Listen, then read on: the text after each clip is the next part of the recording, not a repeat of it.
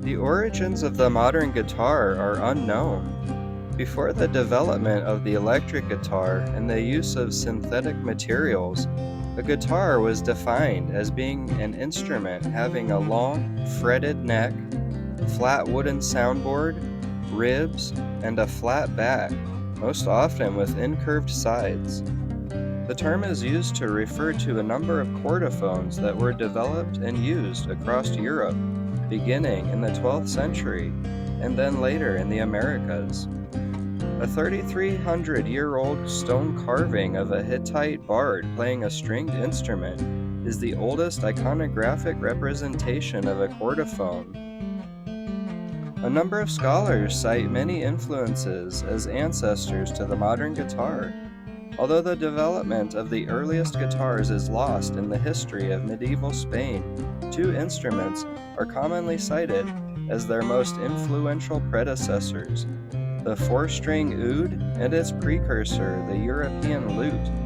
The former was brought to Iberia by the Moors in the 8th century, and has often been assumed that the guitar is a development of the lute, or of the ancient Greek kithara.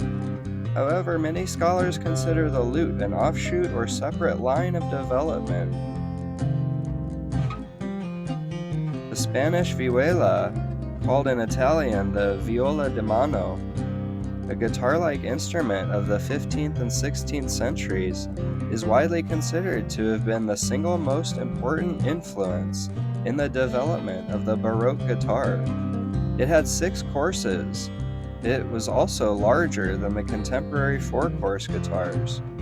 By the 16th century, the vihuela's construction had more in common with the modern guitar. The vihuela enjoyed only a relatively short period of popularity in Spain and Italy, during an era dominated elsewhere in Europe by the lute. Meanwhile, the 5-course Baroque guitar, which was documented in Spain from the middle of the 16th century, enjoyed popularity, especially in Spain, Italy, and France. There were many different plucked instruments that were being invented and used in Europe during the Middle Ages.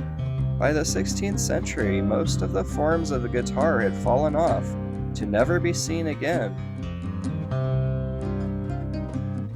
All these different early guitars went through several changes over the next 100 years, and finally, in 1850, the form and structure of the modern guitar was developed by different Spanish makers, such as Manuel de Soto y Solares, and perhaps the most important of all guitar makers, Antonio Torres Jurado, who increased the size of the guitar body, altered its proportions, and invented the breakthrough fan-braced pattern.